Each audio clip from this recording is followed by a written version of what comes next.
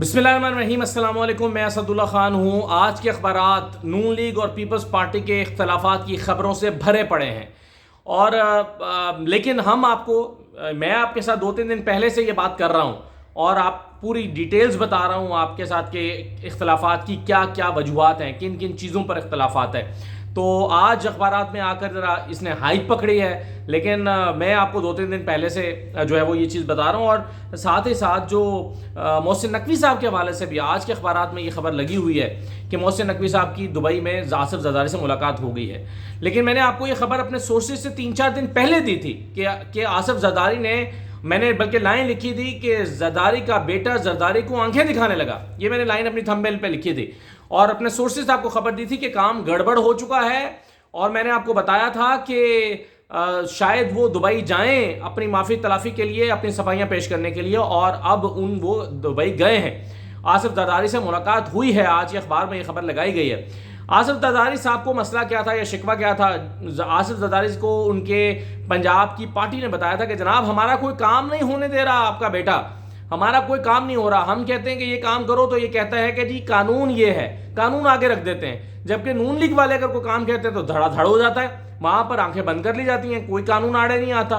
तो ये जो है वो पीपल्स पार्टी ने शिकवा किया था। ये भी कहा था कि जब आसिफ जरदारी साहब यहाँ लाहौर आ रहे थे तो उनके बैनर्स तक उतार दिए गए थे और कहा गया होगा जरदारी साहब आपके बैनर उतार दिए, देखिए बेहुरमती की, आपके बैनर उतार दिए, ये आपका बंदा है, ये आपका बेटा है जो आपके साथ ये कर रहा है। फिर यह भी कहा गया था कि अगर ये हालात रहे तो पंजाब में आइंदा इलेक्शन लड़ना हमारे लिए आसान नहीं होगा।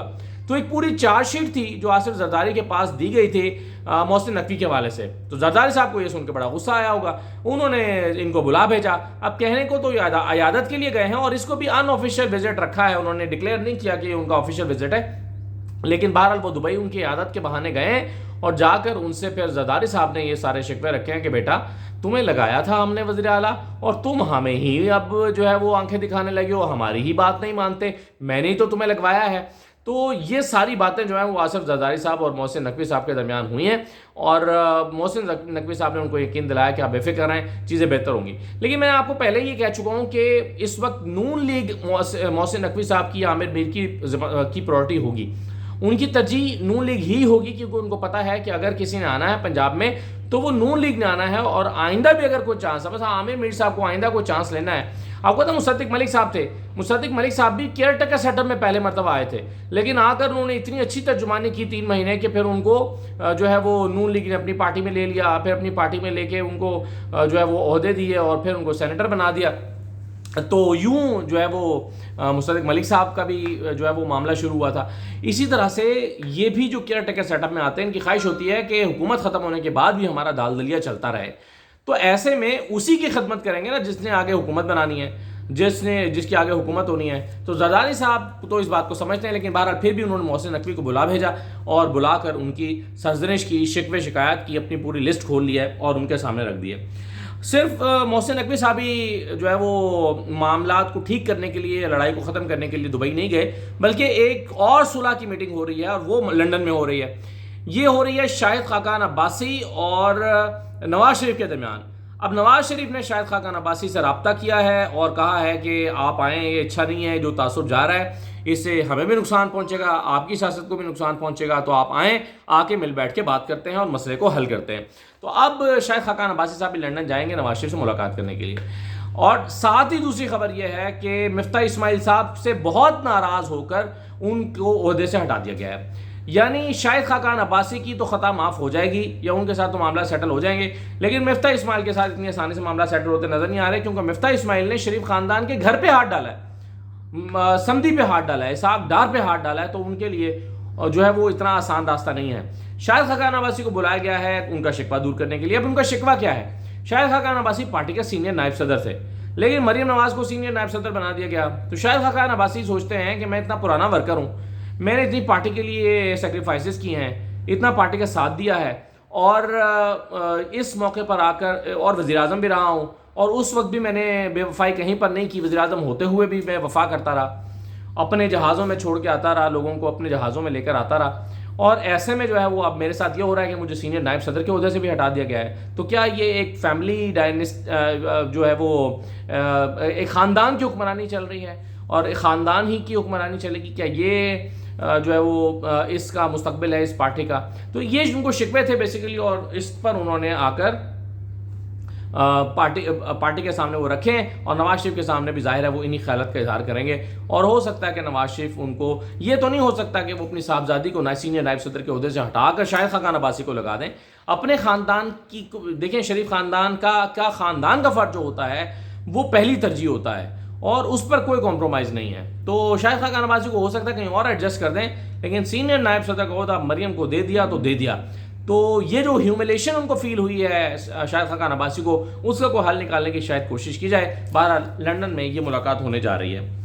اچھا، اب آگے آ جائیے سراج الحق صاحب جو ہیں، بلکہ ان سے پہلے میں آپ کو ایک اور خبر بتا دیتا ہوں، اور وہ خبر یہ ہے کہ عمران خان سے ملاقات کرنے والے 27 ایسے ورکرز جن کو پکڑ لیا گیا تھا اور ان کی پھر رہائی عمل میں آ گئی، یعنی وہ کوئی سنگین مقدمات میں ملوث نہیں تھے اور وہ جناح ہاؤس پر حملے میں ملوث نہیں تھے، لیکن پی ٹی آئی کے ورکرز تھے، اس بنیاد پر ان کو اٹھا لیا گیا تھا، جیل میں جو ہے ڈال دیا گیا. اور جب وہ چھوٹ کر آئے ہیں تو وہ زمان پارک عمران خان سے ملنے کے لیے چلے گئے. لیکن چونکہ وہ زمان پارک میں عمران خان سے ملنے کے لیے گئے، تو جب وہ باہر نکلے تو جیسے جیسے انہوں نے اپنے روٹ لیے تو مختلف ناکوں پر ان کو روک کر اٹھا لیا گیا، گرفتار کر لیا گیا اور نامعلوم مقام پر منتقل کر دیا گیا. اب ان پر مقدمہ کوئی نہیں بنایا گیا، ان کی گرفتاری بھی نہیں ڈالی گئی، لیکن وہ 27 کے 27 بندے اٹھا لیے گئے. کیوں؟ کیونکہ وہ عمران خان سے ملے ہیں. تو قصور ان کا یہ ہے کہ بھائی تمہیں پہلے وہاں پہ اٹھا کے جیل میں ڈالا، تمہیں سمجھایا بجھایا، تمہیں وارننگ دی، تم بندے کے پتر ہی نہیں بن رہے، تم پھر جا کے عمران خان سے مل رہے ہو. عمران خان جو کہ موسٹ وانٹڈ ہے، عمران خان جو کہ سب سے بڑا ماسٹر مائنڈ ہے 9 مئی کے واقعات کا، اس عمران خان سے تم نے ملاقات کی جا کے. وہ الگ بات ہے کہ جو ماسٹر مائنڈ ہے اس کو ابھی تک گرفتار نہیں کر رہے. حیرت کی بات ہے اس کو گرفتار کیوں نہیں کر رہے، جبکہ گرفتار کرنا کوئی اتنا مشکل نہیں رہا. اب تو زمان پارک میں کوئی ریزسٹنس بھی نہیں ہونی، لیکن گرفتار نہیں کر رہے. اس کی ممکنہ کیا وجوہات ہو سکتے ہیں، یہ میں نے آپ کو رات کی ویڈیو میں بتائی تھیں. لیکن بہرحال عمران خان سے ملنے والے 27 کارکنوں کو کہ ملاقات کیوں کی ہے، اس ملاقات کرنے والے کارکنوں کو دوبارہ اٹھا لیا گیا اور اٹھا کے نامعلوم مقام پر منتقل کر دیا گیا. تو یہ حالات چل رہے ہیں اس وقت ہمارے لا اینڈ آرڈر کے، ہمارے قانون نافذ کرنے والے اداروں کے، یہ ہو رہا ہے. تو محسن نقوی صاحب اور ان کی کابینہ اور ان کی پولیس دل جان سے نون لیگ کی خدمت کرنے میں لگی ہے اور پوری طرح سے ان کو سپورٹ دے رہی ہے تاکہ جو ان کے سیاسی مخالفین ہیں ان کو کرش کر دیا جائے. سراج الحق صاحب فرماتے ہیں کہ انتخابات میں تاخیر آئین سے انحراف ہے اور اس کی بھرپور مخالفت کریں گے، اس کو قبول نہیں کریں گے. اب سراج الحق صاحب سے میرا سوال یہ ہے کہ سراج الحق صاحب جب مارچ میں اور اپریل میں قانون ٹوٹ رہا تھا اور آئین ٹوٹ رہا تھا اور انتخابات نہیں ہو رہے تھے 90 دن کے اندر، تو اس وقت آپ نے کیوں تحریک نہیں چلائی؟ اس وقت آپ مذاکرات میں لگے رہے. آپ کا خیال تھا کہ چلو سب مذاکرات کر لیں، چلو بیٹھ کے بات چیت کریں، کیونکہ آپ کو سوٹ کرتا تھا کہ الیکشن ابھی نہ ہو، 2 صوبوں میں علیحدہ الیکشن نہ ہو، آپ کو سوٹ کرتا تھا. آج آپ کو سوٹ کر رہا ہے کہ نہیں سارے پورے ملک میں الیکشن جو ہے وہ اکتوبر میں ہو جانے چاہیے، تو آج آپ تحریک چلانے کی بات کر رہے ہیں. یعنی اپنی اپنی سب نے مسجد بنائی ہوئی ہے، اپنا اپنا دین بنایا ہوا ہے، اپنا اپنا ایمان ہے، اپنے اپنے قوانین ہیں.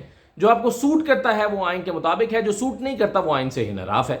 تو یہ تو کہیں میں بڑے ادب سے پوچھنا چاہتا ہوں کہ کہیں یہ منافقت تو نہیں ہے سراج الحق صاحب؟ کہیں یہ منافقت تو نہیں ہے کہ جب اپریل میں آئین ٹوٹ رہا تھا تب آپ نہیں بولے، آج آپ کہہ رہے ہیں کہ جی الیکشن وقت پر ہونے چاہیے کیونکہ آج آپ کو یہ سوٹ کر رہا ہے، آپ کو لگتا ہے کہ شاید تحریک انصاف مشکل میں ہے، اس کا فائدہ آپ کو بھی مل سکتا ہے، آپ کو شاید یہ لگتا ہے.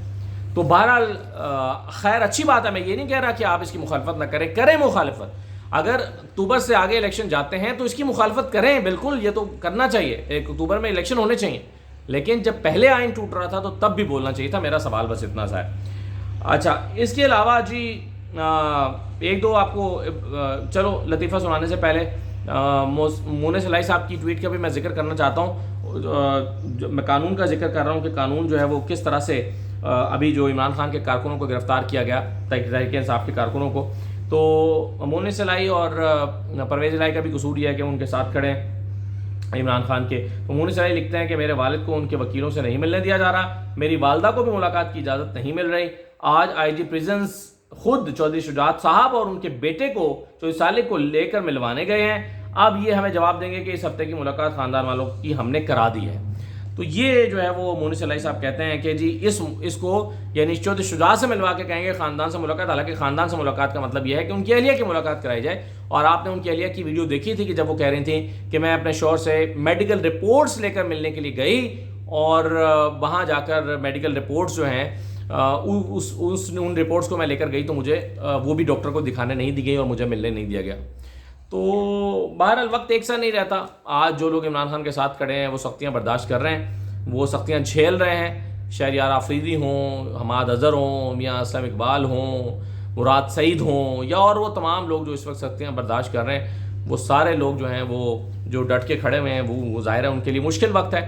دیکھیں اب یہ کب تک، بلکہ عید کو تو چھوڑیے، خواتین جیلوں میں ہیں اور ہتھیار ڈالنے کے لیے تیار نہیں ہیں. مشکل نہیں ہے سنم جاوید کے لیے، عالیہ حمزہ کے لیے کہ وہ بھی کہیں گے جی ٹھیک ہے ہم اعلان لا تعلقی کرتے ہیں تو ایک دن میں باہر آ جائیں گے. لیکن بہرحال جو ہے وہ کھڑے ہیں اور جو ہے وہ سختیاں جھیل رہے ہیں. خالد مقبول صاحب فرماتے ہیں کہ پاکستان کو بچانے کا واحد راستہ یہ ہے کہ اسے بنانے والوں کے حوالے کیا جائے، یعنی کہ ایم کیو ایم کے حوالے پاکستان کو کیا جائے تو پاکستان چلے گا. حالانکہ کراچی کو تباہ کرنے کے ذمہ دار بھی یہی ہیں.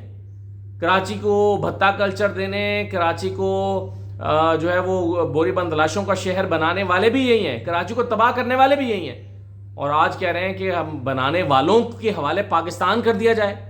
پھر آپ یہ بھی کہیں نا کہ پھر الطاف حسین کو بھی واپس لایا جائے تاکہ صحیح سے پھر پاکستان بنے. تو بہرحال اس وقت سب اپنی دکان چمکا رہے ہیں. مولانا فضل الرحمان صاحب فرماتے ہیں کہ اس وقت عمران خان کی حالت کو دیکھ کر اسرائیل افسوس میں ہے. یعنی آپ دیکھیں کچھ بھی اپنے بیوقوف کارکنوں کو کچھ بھی بیچتے رہیں اور وہ خریدتے رہیں گے اور خریدیں گے.